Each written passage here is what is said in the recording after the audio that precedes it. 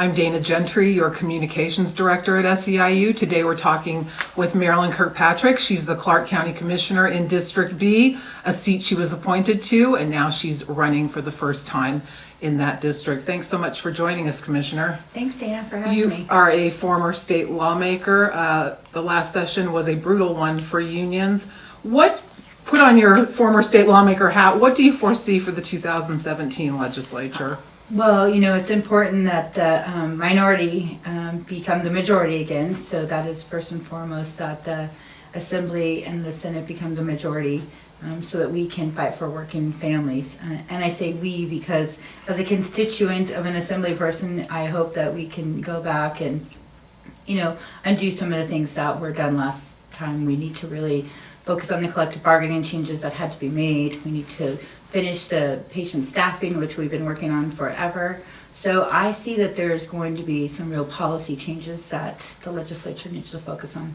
At the county, SB 241 has thrown SEIU's contract into a loop of where some 1,600 employees have not been able to collect raises that are due them. What can you do as a county commissioner to impart the message that fighting with unions is just wasting taxpayer dollars? I don't disagree, and I've been pretty vocal about that since I got there. And before I was even appointed as a legislator, I gave an opinion, and I do believe that we do have to ensure that those workers are paid going forward, and that we don't take any steps backwards. So I have been very vocal since I got there on the problems that SB 241 brought, but I would say that it's important that if we're in the majority in the legislature, then we should address it. But for now, we should ensure that our union members have a quality place to work, quality wages, so that they can support their families. Can you encourage management that it's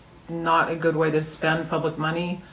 I have personally, when it first came up, I just said that it's not a road that I would be in favor of going down, because I felt that it's a legislative decision and we should just move forward so that people can continue to have that quality of life that they deserve. We're working now, and I sit on other boards such as the Health District, Southern Nevada Water Authority, NACO, which across the state I'll be working on the legislative team, but I also serve on the workforce portion of it, and I believe that for members of SEIU, that is a key component of how they move forward for the long term in the healthcare realm. So I will continue to push that, continue to ensure that we have living wages and we have the services that our most vulnerable need for time to come.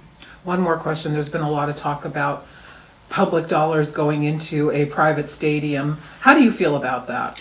Well, here's the thing. I don't think that the county is going to get much choice on it, and it's going to be a legislative decision, but I do think that there needs to be some hard discussions going forward. As I told John Ralston when I was on there, I've seen a lot of stadiums come and go before the legislative process in the 11 years I was there, but I think that we need to do what's best, and we need to ensure that the funding formula makes sense. But we also need to be on the cutting edge, and we need to ensure that our convention business stays above the rest of the country, because that's what thrives for all of our constituents. Even at the county, there's been, with the soccer stadium that was proposed by the city of Las Vegas, there was an effort to take residual room tax, I believe, from the county that would have otherwise gone toward parks and recreation. Are you concerned about those dollars being diverted for a private purpose? Absolutely. At least room tax as a whole goes many different pots. So whether it's education today, whether it's park and rec services that we've seen it used for, whether it pays for the infrastructure for the resort corridor.